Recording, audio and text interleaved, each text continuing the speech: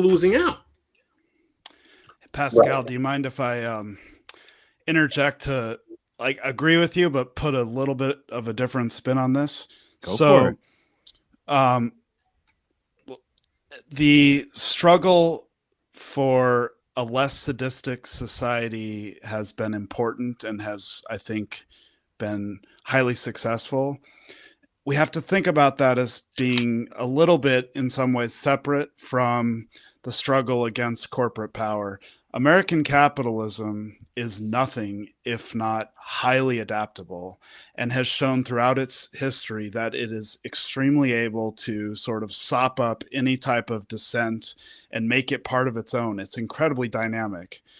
And so, the only purpose of the capitalist, the only purpose of the corporation is to maximize profit for the most part. And as part of that, to maximize power. It's perfectly able and happy to do so in the context of white supremacy.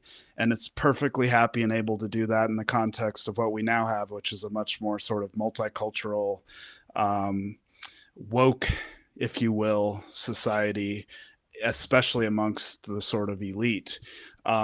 And yes, I think that once it sops up that new sort of cultural dynamic, it makes it its own, and then it becomes almost a good in itself. And it's almost as if it's easier to sell their brands if they're sold as woke or diverse or like receptive to cultural diversity, racial diversity, this type of thing.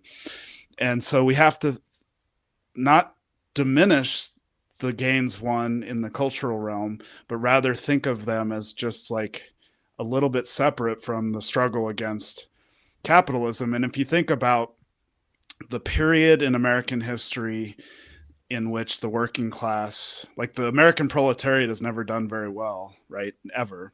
But if you think about the period in American history in which the working class was best off, and really we're talking about the period between World War II and the early 1970s. These are the gains made by the New Deal and consolidated by World War II and the Cold War.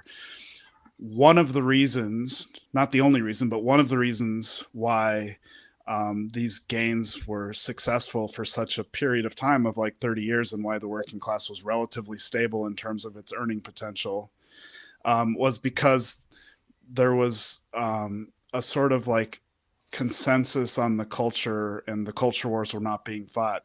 When the culture wars are fought, it seems like and this cultural consensus falls away, it's definitely easier for capitalists to take advantage of that and sort of exacerbate inequality.